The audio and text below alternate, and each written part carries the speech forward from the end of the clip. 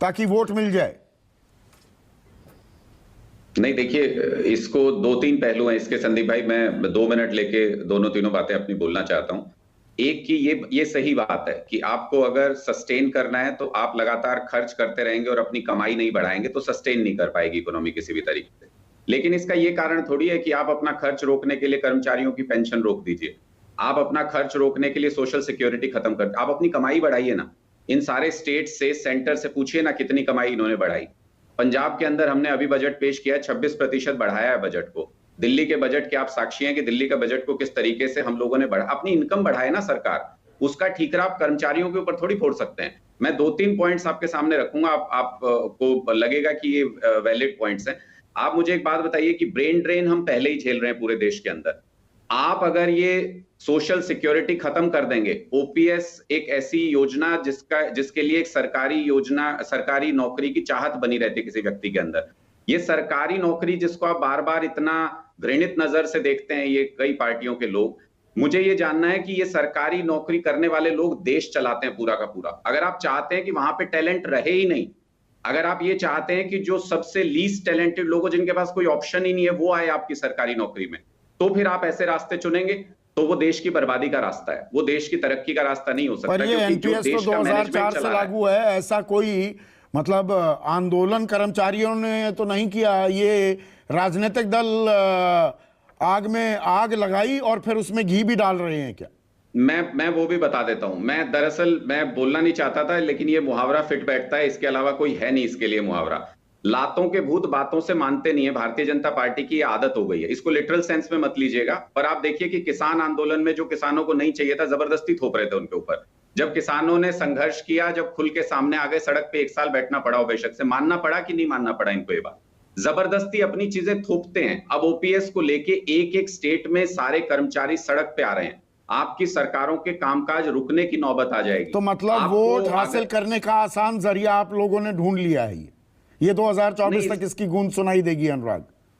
नहीं, 24 तक, 29 तक, जब तक ये ओपीएस लागू नहीं हो जाता तब तक ये गूंज सुनाई देती रहेगी। और उसका कारण ये है कि कर्मचारी जो अपने लिए चुन रहा है, जो उसको आप ऑप्शन दे दीजिए ना, टैक्स में आप ऑप्शन देते हैं ना कि आप नई रिजीम में टैक्स भरना चाहते हैं कि पुरानी रिजीम में, आप ऑप्शन दे दीजिए कि एनपीएस लेना चाहते हैं कर्मचारी या ओपीएस लेना चाहते हैं। कर्मचारी ले लेंगे अपने हिसाब से। आप तो एनपीएस ये कह के लाए थे ना कि वो फायदे का सौदा है, उसमें बहुत अच्छी अच्छी योजनाएं हैं, उसमें कर्मचारी को फायदा मिलेगा, तो कर्मचारी को देखने दीजिए अपना फायदा, आप ऑप्शन दे दीजिए।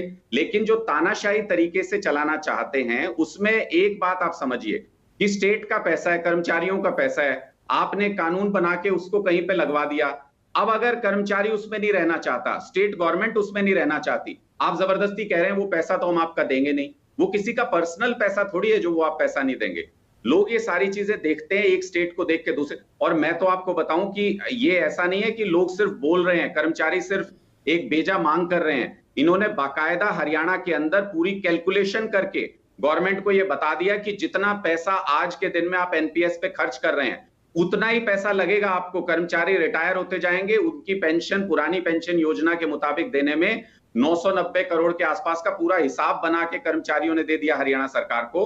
तो मुझे लगता है कि ऐसा नहीं है कि ये सिर्फ बोल रहे हैं या मांग कर रहे हैं, बाकायदा उसका कैलकुलेशन किया जा सकता है। स्टेट अपने रिसोर्सेज बढ़ा सकते हैं, लेकिन आप अपने कर्मचारियों को सिरे से खारिज नहीं कर सकते कि हमारे पास पैसा नहीं है, हम आपको नहीं देंगे। बहुत सारी और चीजों के लिए सरकार के पास पैसा आ जाता है। नहीं, पैसे की बात ही नहीं है, आगे के लिए आप बर्डन, भाई कर्मचारी आज जो है, अभी वो ओपीएस में आ भी जाए, वो 10-12 साल बाद देनदारी बनेगी, किसकी सरकार होगी किसको क्या मालूम। आज की तारीख में अपनी सरकार बनाओ, खेल ये भी है क्या अनुराग? नहीं, क्यों बर्डन हो संदीप जी, मैं यही बात आपसे कह रहा हूं। मैं तो उदाहरण देके आपको बता रहा हूं पंजाब का नॉन टैक्स रेवेन्यू 58,000 करोड़ से हमारे पहले ही साल में 70,000 करोड़ पे चला गया, यानी 12,000 करोड़ रुपए हमने ज्यादा अर्न किए। नॉन टैक्स रेवेन्यू की बात कर रहा हूं सर। और उसमें आप देखिए कि 1,000 करोड़ की किटी हमने रखी कि जो भी ओल्ड पेंशन स्कीम से जो रिटायर होंगे लोग, उनको किसी तरीके की प्रॉब्लम फेस ना करनी पड़े, क्योंकि केंद्र सरकार तो बिल्कुल तानाशाह तरीके से चल रही है, हम आपका पैसा नहीं देंगे। दादागिरी है ये तो एक तरीके की। नहीं देंगे तो कैसे करेंगे? करोड़ की किटी नहीं देंगे, सरकार साफ कर रही है, हम तो नहीं देंगे। मैंने ये बात, तो सरकारी कर्मचारी क्या करेगा? देखिए, इधर आप झुंझुना दे रहे हैं, आ जाओ जी ओपीएस में, वो वहां जाएगा, उसका बाकी पैसा कहां जाएगा? बिल्कुल झुंझुना नहीं, सरकारी कर्मचारी को नहीं करना संदीप जी। ये स्टेट गवर्नमेंट ने हमने अगर वादा किया तो ये रिस्पॉन्सिबिलिटी हमारी है और हम उस रिस्पॉन्सिबिलिटी को पूरा कर रहे हैं। और दूसरी बात ये भी बता दूं कि केंद्र सरकार पैसा नहीं देगी, ये तानाशाही नहीं है, ये लोकतंत्र है। अगर केंद्र सरकार पैसा नहीं देगी तो कल को केंद्र सरकार ही नहीं रहेगी, कल को केंद्र सरकार बदल जाएगी, जो नई सरकार आएगी उसको लोगों की भावनाएं सुननी पड़ेंगी, उसको देना पड़ेगा पैसा जो लोगों का इन्होंने रखा है। तो क्या ये ऐसा सब थोड़ी है कि भविष्य GST की के लिए भविष्य में संभावनाएं तलाशी जा रही हैं? दोगे आप जीएसटी भविष्य के गर्भ में चलाते रहे, जीएसटी नहीं दोगे, पैसा नहीं दोगे, पेंशन का पैसा नहीं दोगे, ऐसा